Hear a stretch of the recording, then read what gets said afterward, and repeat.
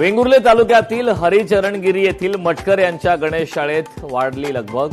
मूर्ती बनवणे, मातीकाम, मूर्ती शेडिंग सुरू.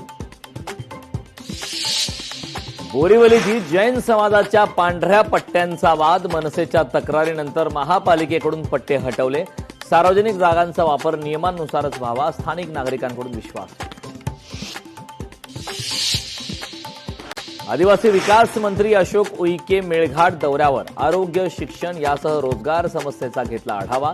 आदिवासी विद्यार्थी बांधवांशी संवाद साधत त्यांच्या समस्या घेतल्या जाणून.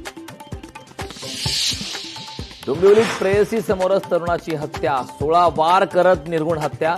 पोलिसांची मोठी कामगिरी. 36 तासात 3 आरोपी जेरबंद. सोलापुरातील एनटीपीसी परिसरात 46 वर्षीय व्यक्तीची गळफास घेऊन आत्महत्या.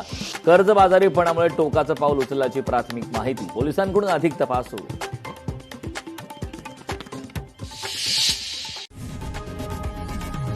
लोकशाही मराठी ऐका, पहा, जागरूक रहा.